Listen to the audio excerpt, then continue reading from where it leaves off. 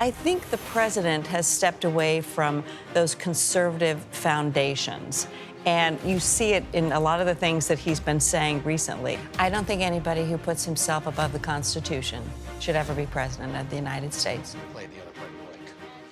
That was Karen Pence on CBS Mornings today, challenging Donald Trump's conservative credentials. Welcome back to America Decides from the Ronald Reagan Library and Museum in gorgeous Simi Valley, California, if hot, gorgeous if hot, site of tonight's Republican presidential debate. I am joined now by Marc Short, previously served, of course, as the former vice president's chief of staff during the Trump administration, and currently serves as a senior advisor for the Pence campaign. Good to see you. Yeah, thanks for having me. We flew out here together, yes. So it was one of those flights where there were a lot of us. Way too many media on that flight. Yeah, it was off the record, though. So let's put you on the record now. The former second lady, once again questioning the former president's conservative credentials. I imagine we'll hear similar things perhaps tonight from her husband? Well, I think that actually the vice president is very proud of their record, but I think that having Mike Pence by his side helped to ensure many of the conservative victories, whether or not it was the Supreme Court nominations that were put forward or the push for tax relief. But I think you've seen since the two of them separated, Donald Trump doesn't have a conservative foundation. In fact, he's basically walked away from his commitment to life.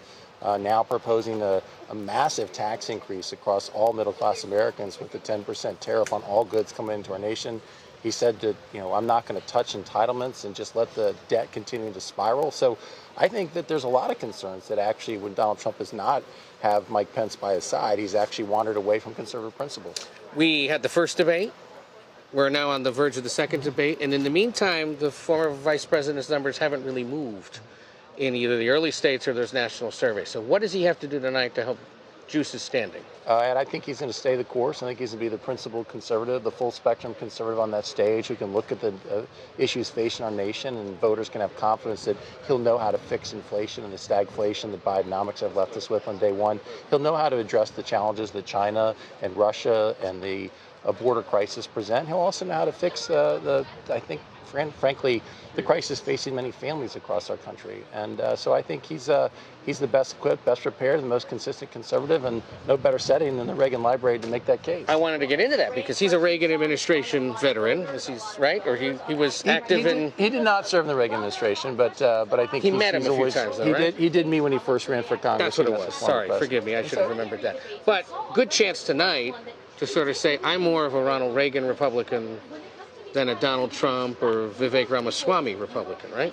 Well, I don't think there's any question about that, Ed. But I also think viewership may need to be reminded, right? I think that what's important about that is that the principles that Ronald Reagan brought to us in 1980, it's a long time ago, but in many cases you had a failed Democrat president who had created an inflation crisis and had been soft on the world stage. And Ronald Reagan's principles helped deliver America to great victories and to a renaissance. And I think that those principles are the same. It's not something that should be stuck in a museum. It's actually those principles are the same answer to the problems we face today. I think you're going to hear him make that case. Are these debates even worth it if Donald Trump isn't showing up? Oh, I think so. I think that the American people get to hear from the other candidates, which is really important. And is there any attempt at this point to try to win over those that stand by the former president, believe now incorrectly that January 6th was a hoax and that those that committed crimes that day have been unfairly maligned? I think that was go focus on everybody else. I think that was addressed in the last debate, and I think that the vice president is pleased to see that most everyone on the stage agreed with the stance that he took.